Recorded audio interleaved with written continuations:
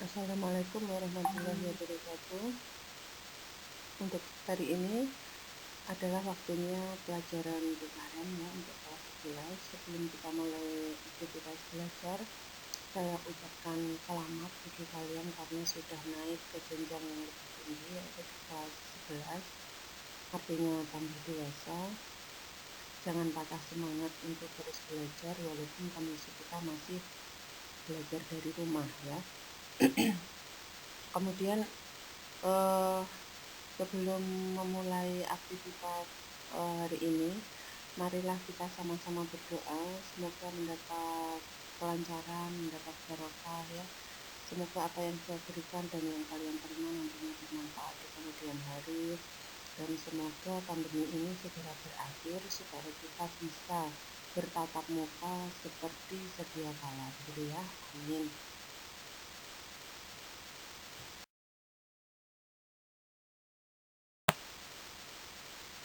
Di hari pertama ini kita akan langsung aja kita ke materi ya. Bab 1 ini mengenai hak asasi manusia dalam perspektif Pancasila.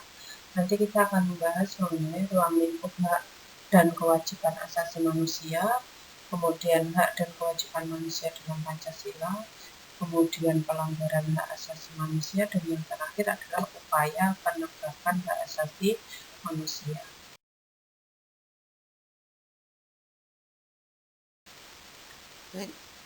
Untuk ruang lingkup hak dan kewajiban asasi manusia, kalau di LKS kalian itu ada banyak sekali para ahli yang mengemukakan pendapatnya mengenai pengertian hak asasi manusia ya. Kemudian saya mengambil ini dari John Locke, mungkin di LKS kalian tidak ada, ini saya tambahkan.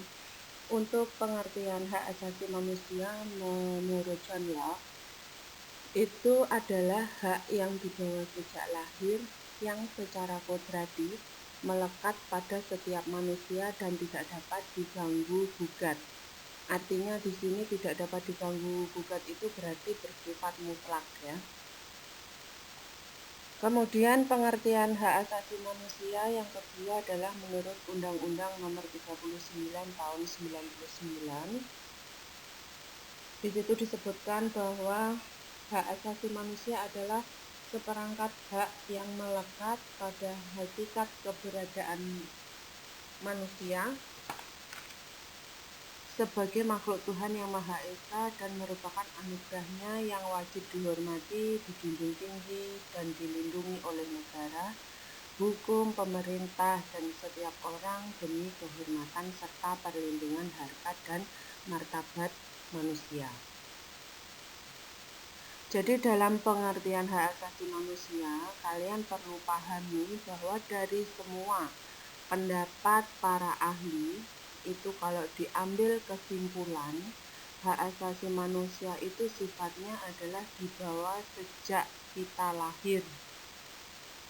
Sejak manusia itu lahir dan akan dibawa sampai mati, sebelum mati ya. Dan tidak dapat diganggu oleh siapa saja dari pihak manapun. Jadi boleh banyak pendapat yang berbeda. Yang penting kalau saya nggak mungkin nanti kalau misalnya ujian terus jawaban harus sama sesuai dengan undang-undang, enggak. Jadi ya nggak perlu dihafal tapi perlu dipahami. Yang menjadi dasarnya atau yang menjadi ciri hak asasi manusia itu ada 4 ya. Jadi kalian boleh berbeda-beda pendapat mengenai pengertian hak asasi manusia, yang jelas tidak boleh lepas dari 4 ciri hak asasi manusia. Yang pertama bersifat universal. Yang pertama bersifat hakiki. Hakiki itu artinya adalah dibawa sejak dia lahir. Jadi sejak manusia itu lahir itu sudah membawa hak yang memang pemberian dari Tuhan ya. Yang kedua adalah universal, artinya di sini adalah bersifat umum.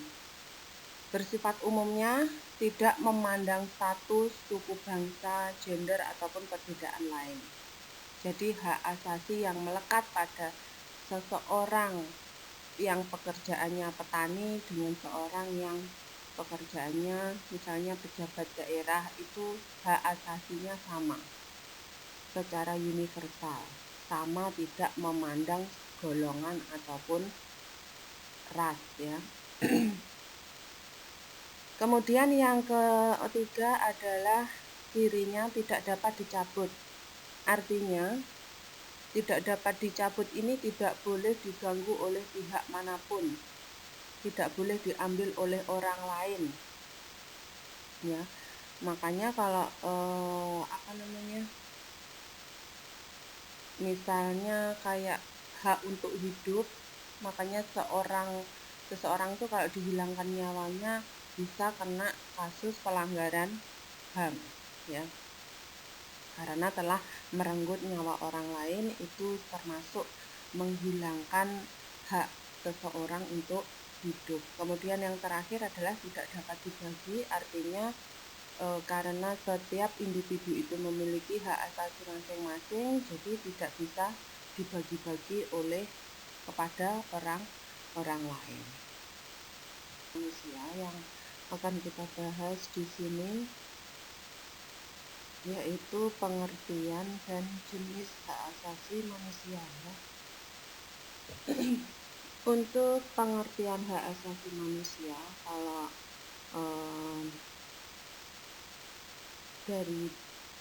kalau kalian melihat yang ada dalam LKS kalian,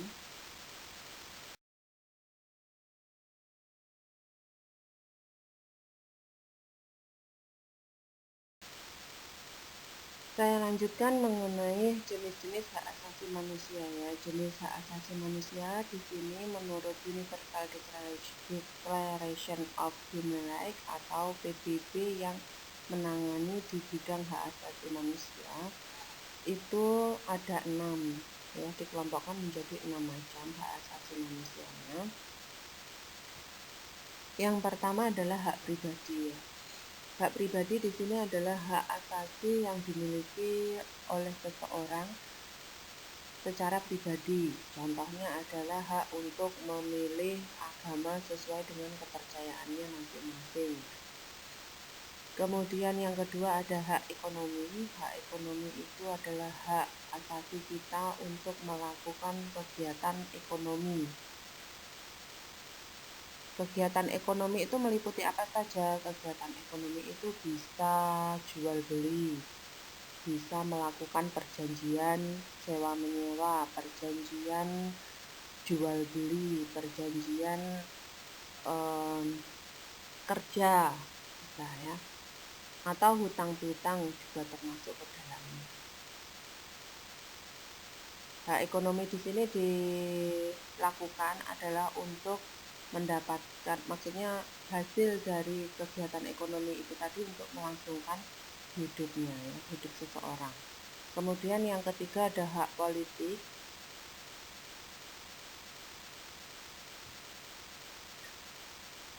Hak politik itu merupakan hak asasi yang dimiliki oleh seseorang di bidang politik.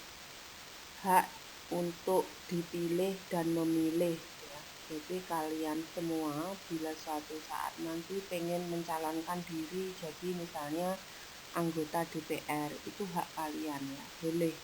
Semua orang memiliki hak yang sama untuk dipilih dan memilih ya. Memilih itu artinya kalau misalnya sudah cukup umur nanti bisa ikut pemilihan umum ya. Kemudian hak sosial budaya. Hak sosial budaya itu misalnya seperti yang masuk ke dalam sosial budaya itu seperti mendapatkan pendidikan dan pengajaran, terus mengembangkan seni budaya, itu adalah hak setiap manusia ya. Kalau misalnya nanti ada yang kurang jelas atau tidak paham, silahkan bisa. Kalau ada yang belum jelas atau belum paham, bisa ditanyakan langsung melalui Japri ya, bisa WA ke nomor saya. Dan nanti akan saya jawab ke dalam video selanjutnya. Video minggu depan insya Allah saya jawab di situ. Jadi kalau misalnya ada pertanyaan, saya harap segera bertanya ya. Kalau nggak paham, segera bertanya. Kemudian tadi sampai di sekarang hak persamaan hukum dan pemerintahan. Jadi hak persamaan hukum dan pemerintahan artinya seseorang memiliki derajat yang sama atau perlakuan yang sama di mata hukum dan juga mendapatkan pengayoman yang sama dari pemerintahnya. Jadi maksudnya tidak, hukum dan pemerintahan itu harusnya tidak membeda-bedakan antara orang satu dengan orang yang lain tanpa memandang gender, tanpa memandang golongan, tanpa memandang pangkat dan jabatan. Harusnya seperti itu. Kemudian yang terakhir adalah hak mendapat perlakuan yang adil ya. Perlakuan yang adil itu dalam hal misalnya ketika ada razia misalnya razia STNK tilang ya, itu razia kendaraan bermotor di jalan, itu juga berhak memperoleh rasa adil. Jadi kalau misalnya kamu pas nggak pakai helm ditilang, terus temenmu yang lain nggak ditilang, nah itu berarti hak kamu termasuk sudah dilanggar. Harusnya kalau misalnya sama-sama tidak menggunakan helm, ya harusnya sama-sama ditilang gitu ya. Itu mengenai yang jadi diperlakukan adil antara yang satu dengan yang lainnya, seperti itu. Nah, selain jenis hak asasi manusia itu, selain di dalam Universal Declaration of Human Rights, ada hak asasi manusia yang tercantum dalam Undang-Undang Dasar 1945 ya. Jadi ini merupakan tugas kalian yang pertama. Silahkan kalian ringkas hak asasi manusia yang ada di dalam Undang-Undang Dasar itu apa saja ya. Jadi misalnya pasal berapa, hak asasinya apa gitu ya. Misalnya hak untuk hidup, hak untuk memperoleh pekerjaan, hak untuk memeluk agama itu ada di dalam pasal berapa. Silahkan kalian buat ringkasan, tidak perlu dituliskan semua isi pasalnya, hanya disebutkan itu haknya hak apa gitu aja. Nah kemudian tugasnya silahkan kalian foto dan dikirim ke nomor WhatsApp saya. Jangan lupa di dalam lembaran itu diberi nama dan kelas ya. Dikirim ke WhatsApp saya paling lambat sehari sebelum pertemuan selanjutnya. Saya kasih waktu yang lama supaya nggak terlalu numpuk-numpuk tugas dari mata pelajaran lain juga ya. Jadi sehari sebelum mata pelajaran saya silahkan dikumpulkan.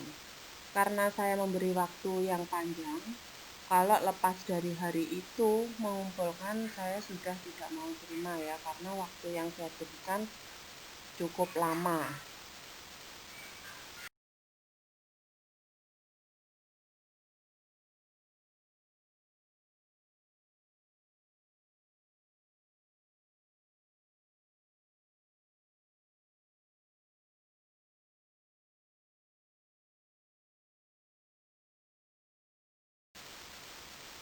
Saya lanjutkan ke kewajiban asasi manusia ya.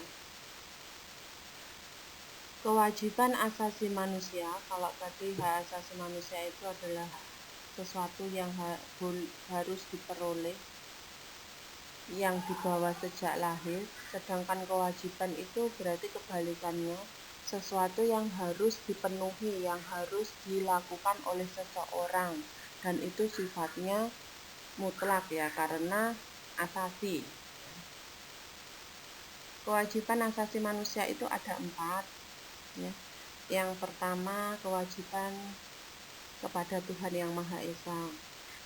Contohnya kewajiban kepada Tuhan Yang Maha Esa itu ya kewajiban kita melaksanakan sholat 5 waktu misalnya. Itu contohnya. Yang kedua, kewajiban sebagai manusia. Kewajiban sebagai manusia di sini maksudnya ya kita sebagai manusia menjalankan hidup seperti kewajiban kita kalau misalnya sudah memilih pekerjaan yang kita sukai, kemudian sudah berkeluarga, kewajiban kita ya harus memenuhi, harus datang ke tempat bekerja, lalu menerima hak kita, gaji kita sebagai hak kita, terus untuk kewajiban kita untuk menghidupi keluarga. Itu merupakan contoh kewajiban sebagai manusia. Saya lanjutkan mengenai kewajiban yang ketiga, yaitu kewajiban moral atas dasar norma. Jadi kewajiban moral atas dasar norma itu adalah norma-norma yang berkembang di dalam masyarakat. Contohnya misalnya kalau di lingkungan masyarakat kita masih menganut misalnya orang-orang yang berpakaian sopan, menggunakan pakaian sopan itu dianggap moralnya baik. Jadi kewajiban kita adalah mewujudkan moral yang baik itu. Jadi kita sebaiknya menggunakan pakaian yang sopan. Karena norma dalam masyarakat yang berkembang seperti itu. Itu adalah contohnya seperti itu, contoh gampangnya. Terus yang terakhir adalah kewajiban sosial atas dasar norma. Ya, kewajiban sosial atas dasar norma dan tingkah laku lingkungan sosial. Kalau yang tadi kewajiban moralnya, sekarang kewajiban sosial. Jadi kita punya kewajiban untuk misalnya kewajiban sosial itu contohnya adalah menjaga ketertiban lingkungan. Ya. Jadi jangan sampai kita melakukan sesuatu hal yang membuat lingkungan itu resah. Misalnya kalian suka minum minuman keras, ya, suka bermain judi di lingkungan sekitarmu, itu sangat meresahkan masyarakat. Kewajiban sosial atas dasar norma itu kita harusnya menghindari hal-hal yang seperti itu. Jadi contohnya adalah menjaga ketertiban umum. Ya. Ini mungkin kewajiban asasi manusia ini karena saya membuat video ini sebelum terima LKS ya, jadi ada beberapa hal mungkin yang nggak sama, silahkan ditambahkan saja. Kalau sama ya alhamdulillah, kalau nggak sama ya silahkan untuk tambahan pengetahuan ya malah lebih bagus ya. Kemudian saya mohon maaf kalau misalnya suara saya backsoundnya ada suara-suara apa ya yang tidak, suara-suara kambing atau apa, jangan dianggap ya. Jadi silahkan jangan lupa tugasnya dikerjakan. Ini pertemuan pertama ini saya sudahi dulu, maksudnya cukup sekian dulu, nanti kita lanjutkan lagi di pertemuan selanjutnya. Jangan lupa tugasnya untuk dikerjakan, dan saya berpesan tugas itu jangan sampai tidak mengumpulkan ya. Jadi kalau Bapak Ibu Guru sudah memberikan tenggang waktu yang lama, kalian tetap tidak mengumpulkan, bahkan sudah ditagih tidak mengumpulkan, itu sebenarnya yang rugi bukan Bapak Ibu Guru tapi kalian sendiri ya. Itu saja pesan saya, cukup sekian, dan terima kasih atas perhatiannya. Semoga apa yang saya berikan bermanfaat. Sampai jumpa di pertemuan selanjutnya insya Allah. Semoga bermanfaat ya. Wabillahi taufiq wal hidayah. Assalamualaikum warahmatullahi wabarakatuh.